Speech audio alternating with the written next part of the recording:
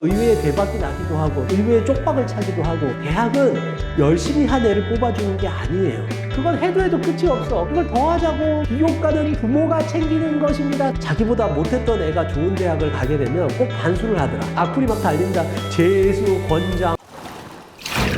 안녕하세요, 김호진입니다. 강남엄마 따라잡기 2부 수시편입니다. 아마 정시는 뭐 잘 안다고 생각을 하실 거예요, 학력고사 때문에. 근데 수시가 조금 더 관심이 많으실 것 같은데 사실 아주 기초적인 걸 하느라 에이 뭘 저런 걸 하고 있어 이렇게 생각하지 말고 기존에 알고 있는 걸 점검한다고 생각하고 뭐 잘 아시는 분들은 그렇게 들었으면 좋겠고, 만약 입시를 하나도 모르는 분들은 하나하나 차근차근 이 정도는 알아야 된다라고 생각하시면 될 것 같아요. 자, 수시는 정시와는 달리 6번을 지원하게 할 수 있는데요. 그러니까 지원 기회가 많죠. 그러니까 실질적으로 합격할 확률도 더 높아요. 그러니까 수시로 사실은 갈 수 있다면 수시로 끝내는 게 가장 좋기는 좋습니다. 정시와는 달리 여러 가지 자유로워요. 지원도 되게 자유로운 게, 일단 아까는 제가 정시편 이야기할 때는 연세대학교, 고려대학교 같이 지원 못한다 그랬잖아요. 여기는 그런 제한이 없어요. 연대, 고대 같이 다 지원할 수 있어요. 그래서 군과 관련이 없고, 심지어는 같은 학교에 여러 번 지원도 할 수 있어요. 그건 이제 학교마다 다른데, 예를 들어서 고려대학교 같은 경우는 학교장 추천으로도 지원할 수 있고 학업 우수로도 지원을 할 수 있고 그 다음에 계열 적합형으로도 지원할 수 있어요.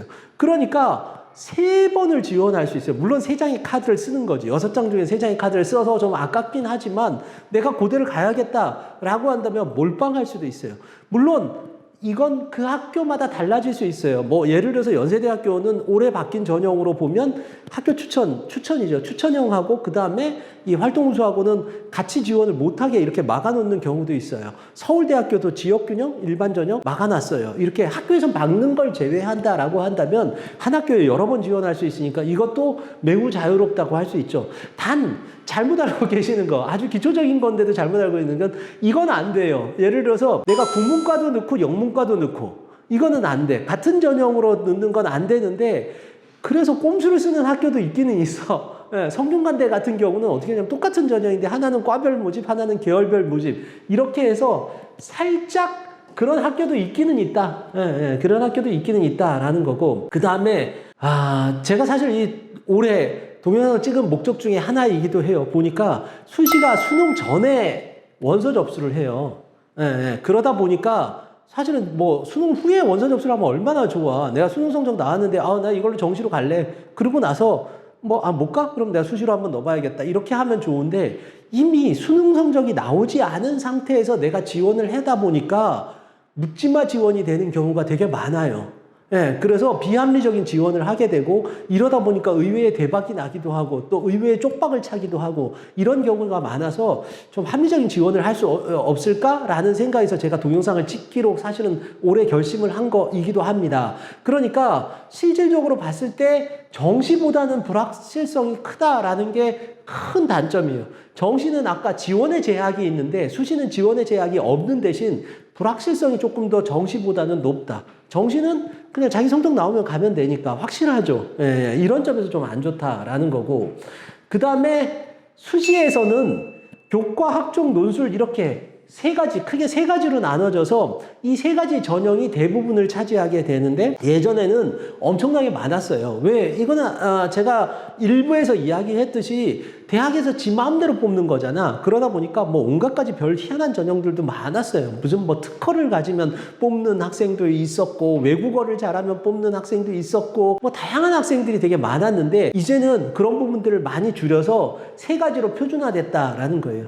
그래서 우리가 알아야 될 건 이 3가지 표준화된 형태를 조금 더 우리가 좀 살펴보는 게 좋을 것 같아요. 자, 그래서 요 3가지 표준화된 형태의 전형들을 제가 쭉 한번 설명을 해보도록 하겠습니다. 첫 번째가 교과 전형인데요. 이거는 그냥 내신 성적으로 합불이 결정이 됩니다. 이 내신 성적은 내신 산출 기준이 학교마다 다 있어요. 다 따로 있어요. 그래서 이걸 확인해야 돼요. 왜냐? 이것 때문에 유불리가 작동될 수 있어요. 예를 들어서 어떤 거냐면, 연세대학교 같은 경우, 연세대학교와 고려대학교의 예를 들을게요. 연세대학교 같은 경우는 지방의 학생들, 학력 수준이 낮은 지방의 학생들이 불리하게 만들어 놨어요. 예, 표준 점수라고 하는 Z 점수를 넣어서 그래서 조금 불리하게 만들어졌어요. 교과 전형이라도.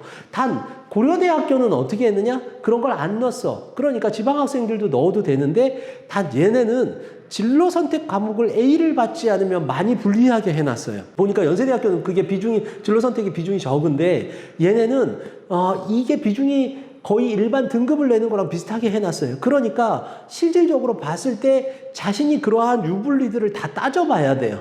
예, 그래서 조금 복잡하죠. 그러니까 단지 내신만 좋다라고 해서 가는 건 아니다라는 거예요. 그 다음에 전공적 합성 등 비교과가 따로 필요 없다라고 했어요. 내신 100%의 경우에는 그러면 그냥 내신으로만 가는 거기 때문에 그렇기 때문에 만약에 내신 100%의 전형이 있다라고 한다면 내가 1학년서부터 3학년 때까지 다 공대를 다 쳐발랐어. 나는 이제 공대로 가겠다라고 하다가 보니까 내가 내신이 괜찮아. 의대 한번 넣어볼까? 너도 괜찮아. 전혀 문제 안 돼요. 심지어는 문과 학생이 내가 1.0인데 뭐 최저 이런 게 하나도 없어. 그냥 내신 100%다. 그러면 특별한 조건이 주어지지 않는 한은 걔가 의대 넣어도 돼요. 의대 넣어도 합격하고 갈 수 있어. 그러니까 교과 전형에서는 사실은 비교과가 거의 필요 없다라는 게 되는데 단 최저가 있는 경우에는 보통 이렇게 만들어 놓는 경우가 있어요. 응시 과목이나 이런 부분들을 지정하는 경우가 있어요. 그러면 이과 학생이 문과로 넘어가거나 문과 학생이 이과로 넘어가는 건 좀 쉽지 않겠죠. 그 다음에 또 하나 면접이 있는 경우가 있어요. 이럴 때는 면접에서 약간의 전공적 합성을 물어보는 경우가 꽤 돼요. 꽤 돼요. 그러니까 그때는 약간의 비교과가 좀 필요하긴 하겠네요. 보니까. 그래서 이런 것들을 제외한다라고 한다면 전공적 합성과 상관이 없다라는 거고. 그 다음에 당연히 이거는 학교별 차별이랑 상관없어요. 그러니까 교과 전형은 특정한 무슨 Z점수 이런 걸 넣지 않는다라고 한다면 그러면 지방에 내신 좋은 학생이 짱이다. 그런 학생이 그냥 지원하는 게 좋겠다. 그래서 특목고 자사고 학생들은 거의 해당이 없어요. 거의 해당 사항이 없다. 뭐 이렇게 보시면 될 것 같고 조금 더 뭐 이 특목고 자사고 학생들한테는 좀 안 좋은 얘기지만 얘네가 조금씩 늘어나고 있는 추세예요. 그래서 실제로 수시가 점점 교과 전형화되어 가는 성향들이 되게 많이 보인다라고 하는 게 아마 특목 자사고 학생들한테는 조금 불리한 부분들이 있습니다. 일반고는 1.5등급 안에 들었다. 1, 2학년 때까지 봐서 들었다라고 한다면 교과 전형으로 갈 확률이 뭐 물론 무슨 수능을 진짜 기가 막히게 한다라고 하지 않는 이상은 거의 뭐 90% 이상이 되니까 교과 전형을 중심으로 적극적으로 노려서 내신에 좀 더 올인하는 게 좋겠다. 이렇게 보시면 돼요. 내신에 올인하는 방법에 대한 부분들은 제가 3부에서 이야기를 하도록 하겠습니다. 자, 그 다음에 이제 학생부 종합전형. 아직까지는 그래도 학생부 종합전형이 수시에서 가장 많은 학생들을 뽑고는 있습니다. 학생부 종합전형은 물론 상위권 대학이에요. 상위권 대학에서 학생부 종합전형을 많이 뽑는데 얘는 그 말 그대로 종합전형이에요. 그래서 내신, 비교과 이런 것들을 다 합산을 해서 그래서 종합해서 뽑는 전형이에요. 그래서 얘는 내신 산출 기준이 없어요. 가끔 뭐 어떤 어머니가 혹은 어떤 학생이 서울대 환산 기준으로 그러는데 서울대는 교과 전형이 없어요. 직윤도 학생 종합 전형이에요. 그러니까 실질적으로 그거 가지고 이야기할 수 없어요. 당락을 좌우할 수가 없는 경우가 꽤 된다라는 거예요. 따라서 내신 산출 물론 교과 전형을 살짝 반영을 할 것이다라는 예측은 가능하죠. 학종에서도 아마 저런 방식으로 하겠다라고 하지만 완전히 다른 경우도 되게 많아요. 그러니까 너무 그러한 산출 기준, 뭐 이런 거 학교별 산출 기준으로 내신 이런 것들은 신경 쓰지 않아도 된다. 정성적 평가다. 잘못 알고 있는 것 중에 하나니까 뭐 이 부분들도 좀 알고 있으면 좋겠어요. 이 정성적 평가라는 건 예를 들어서 똑같은 1.5등급인데 애가 1학년서부터 3학년까지 보니까 성적이 계속 올랐어. 그럼 얘한테 오히려 같은 1.5등급이라도 얘한테 가점을 주거나 혹은 또는 얘가 전공과 관련된 과목이 더 우수해. 같은 1.5라도. 그럼 얘한테 가점을 주거나 뭐 이런 것들을 이야기를 해요. 그런 건 점수화되어 있지 않다라는 거예요. 자, 그 다음에 학교별 차별이 내부적으로 존재한다라고 되어 있어요. 물론 지금은 블라인드긴 하지만 대부분 학교들이 어떤 학교인지를 알 수가 있어요. 그리고 실제로 보면 학교에 따라서 비교과에 대한 부분들을 챙겨주는 게 좀 많이 달라지는 경우도 많기 때문에 오히려 블라인드를 하면 예상외로 자사고나 아니면 특목고나 아예 과목도 다르니까 더 유리할 수가 있어요. 그런데 그런 부분들을 반영을 해요. 그래서 전형 특성을 잘 살펴야 된다라고 했어요. 이 얘기는 무슨 이야기냐면 같은 학종이라도 어떤 전형은 내신 베이스가 아주 강해, 어떤 전형은 비교과 베이스가 매우 강해, 이렇게 달라질 수가 있어요. 예를 들어서 중앙대 같은 경우 탐구형 같은 경우와 다빈치형이 있는데, 다빈치형은 살짝 내신에 조금 더 치중을 두고 탐구형은 오히려 비교과에 치중을 둬요. 그러니까 만약에 자사고 특목고 학생들 같은 경우 탐구형으로 넣는 게 좋겠죠. 서울대 직윤 같은 경우도 한번 보세요. 서울대 직윤과 일반 전형인데, 직윤은 살짝 내신 베이스, 살짝이 아니라 많이 내신 베이스, 같은 학종이라도 내신 베이스에 매우 치중을 하고 있고, 일반 전형은 어떻게 돼 있냐? 뭐 비교과에 좀 더 치중을 두고 있어요. 그러면 만약에 예를 들어서 내가 자사고 특목고다라고 한다면 직윤으로 넣는 건 바보 같은 짓이고, 오히려 일반 전형으로 넣는 게 좋겠죠. 이런 식으로 전형 특성을 파악해야 되는 어려움이 있어요. 이 전형 특성은 제가 지금 서울대학교서부터 해서 아마 서울 지역 상위권 대학들을 다 찍을 예정이에요. 지금 서강대, 성균관대까지 찍었거든요. 아마 이제 이대, 중대 쭉 밑으로 내려갈 겁니다. 그러니까 제가 거기 그 대학들마다 각 속성들을 다 이야기를 하고 있어요. 하고 넘어갑니다. 그러니까 여기는 특목고 학생들이 지원해도 좋습니다. 여기는 일반고 학생들이 지원하면 안 좋습니다. 라는 이야기들을 하고 있으니까 자기가 지원하려는 대학에 대한 부분들의 리뷰들을 꼭 확인해 주는 게 좋을 것 같아요. 제가 여기서 또 제 동영상을 홍보를 하네요. 보니까. 네, 자, 그 다음에 이것도 잘 알고 있어야 돼요. 내신이 가장 좋은 비교과다 이렇게 적었는데요. 보통은 학생들이 생각하기에 생기부를 보면서 이런 이야기를 되게 많이 해요. 나는 경영학과를 1학년서부터 3학년까지 쭉 다 해왔어.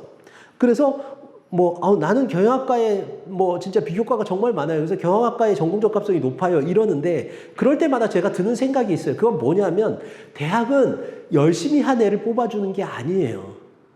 네, 물론 뽑아주죠. 열심히 안 한 애보다는 열심히 한 애를 뽑아주지만, 열심히 한 것도 절반이고 나머지 절반이 뭐가 있냐면 우수성도 봐요. 그러니까 우수한 애를 더 좋아할 것 같아. 대학 입장에서 본다라고 한다면.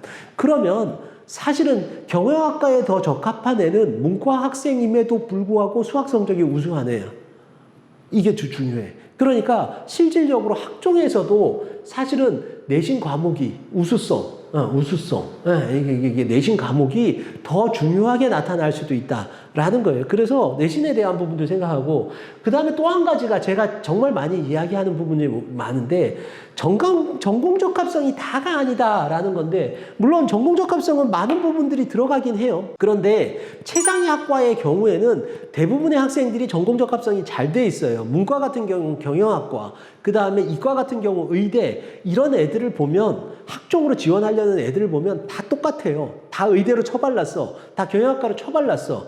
그러면 사실은 전공 적합성은 이미 만점에 가깝단 말이야. 그러면 만약에 거기서 차별성을 보일 수 있는 게 뭘까라고 보면, 다른 면들, 인성적인 면들, 리더십이라든지 아니면 내가 그런 헌신성이라든지 이런 부분들이 의외로 상당히 많은 부분들을 차지하고 있는데, 이런 부분들을 놓치는 경우가 너무 많더라. 그래서 혹시나 의대 가려는 학생이라든지 아니면 경영학과를 가려고 하는 학생들은 그것만 너무 하는데, 그건 해도 끝이 없어. 근데 그걸 더 하자고 무슨 비교과는 부모가 챙기는 것입니다. 제가 진짜 내가 그 말에 너무 충격받았어. 보니까 어떤 그 입시 전문가가 설명해 하시면서 그런 이야기를 하는데, 부모가 챙길 게 없어. 내가 보기에는 그거보다 애가 열심히 해야 돼. 다양한 활동들하고 다양하게 적극적으로 좀 참여하고 이랬으면 좋겠어요. 그게 더 좋은 비교과예요. 너무 의대로 쭉 가는 거, 혹은 너무 경영학과로 쭉 가는 거, 그건 딴 애들도 다 그러니까 그 정도에서 좀 멈추고 다른 부분들, 좀 더 폭넓은 다른 비교과들을 좀 해놓는 게 좋겠다.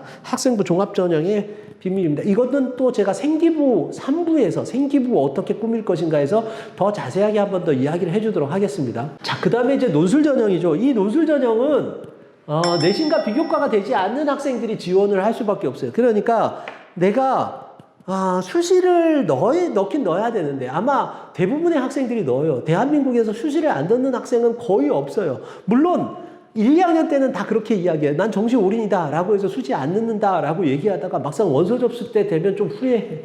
내가 그래도 뭘 좀 해놓은, 수시라도 그래도 몇 개는 넣어야겠다 라는 생각을 할 때, 그때 넣을 수 있는 전형이 논술 전형이에요. 그러니까 실질적으로 내신과 비교과가 되지 않는 학생들, 특히 어떤 학생들, 정시러, 정시로 가려는 학생들이 조금 더 적극적으로 지원하는 전형이다. 이렇게 보시면 되는데, 논술도 뭐 많이 해야 된다. 이렇게 얘기하는데 제가 보기엔 많이 할 필요는 없어요. 왜냐하면 지금 점점점 논술의 추세도 어떻게 되어 가고 있냐면 교과 연계가 대단히 많이 되어 가고 있어요.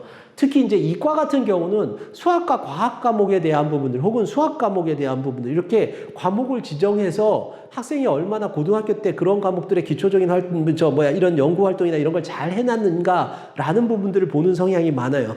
문과는 아직까지는 그런데 논술에 대한 글쓰기가 살짝 되어 있어야 돼요. 그래서 제가 바라는 건 어떤 거냐 하면 논술을 대비한다라는 걸 논술만 대비한다라고 생각할 필요는 없을 것 같아요. 기존에 했던 거, 문과 학생들이든 이과 학생들이든 기존에 했었던 교과목들을 좀 확장한다라고 생각하는 게 좋을 거고, 앞으로도 그런 성향들이 많으니까 너무 논술만 올인하겠다라고 생각하지 않아도 된다라는 거.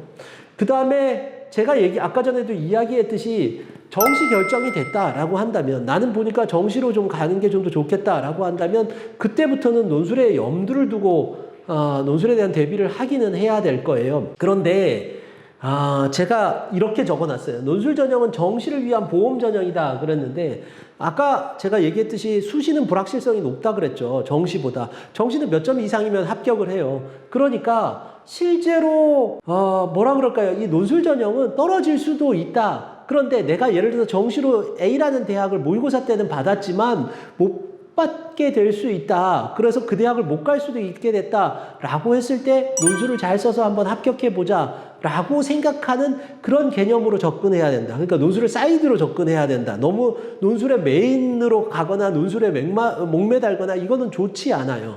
예, 좋지 않아요. 그리고 무엇보다도 논술은 무조건 상향 지원을 해라. 하향 지원을 할 이유가 전혀 없어요. 논술은. 왜 그러느냐? 하향 지원을 한다고 해서 얘가 합격할 확률이 더 높아지지 않아요. 예를 들어서 높은 대학이 있고 낮은 대학이 있는데, 낮은 대학은 최저가 낮아. 그러면 최저를 맞추는 애들이 더 많아서 그렇다고 낮은 대학 애들이 논술을 더 못 쓰느냐?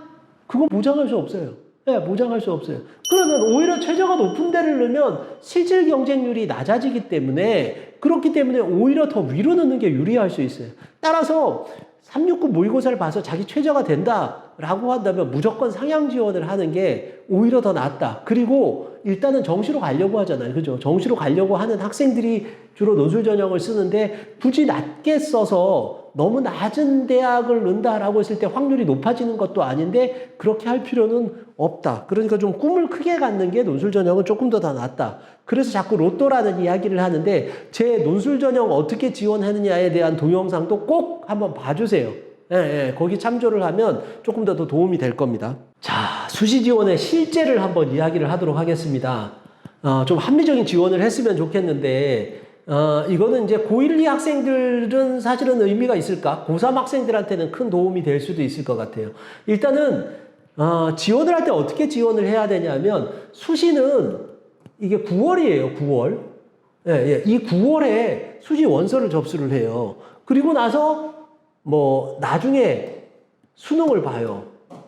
11월에, 12월에 이제, 이거는 매년 달라질 수 있으니까, 이렇게 수능을 봐요. 이렇게 되면, 이때, 9월 모의고사를 본 직후에 원서 접수를 한단 말이야. 그런데 원서 접수를 하는데 여기서 지나치게 하향 지원을 하게 됐을 때 납치될 수도 있어요. 납치될 수도 있어요.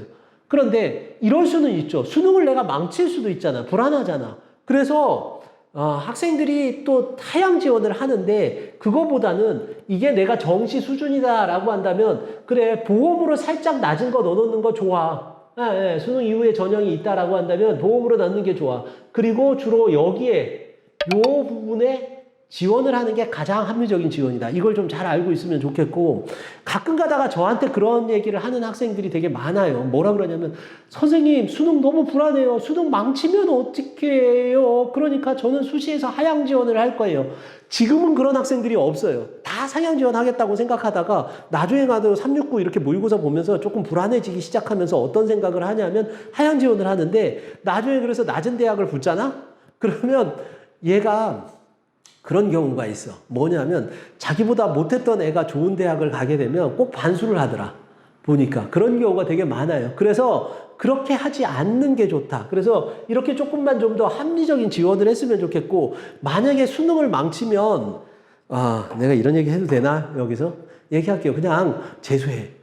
예, 내가 생각하기에 369 모의고사가 잘 나왔는데 수능을 망친 건 그건 운이 없었을 뿐이야. 그런데 그 운이 계속 안 좋으리라고 생각하지 마. 그냥 재수해서 369 모의고사 실력이 어느 정도 되어 있는 학생이라면 재수해도 잘 나올 수 있어. 근데 이거는 그냥 막 재수하라는 얘기는 아니에요. 그러니까 너무 낮게 지원하지 말라는 얘기예요. 수시에서. 이거 강조하려고 그러는데 또 보니까 또 드디어 또 악플이 막 달린다. 재수, 권장 막 이러는데 그러지 않았으면 좋겠다라는 거예요.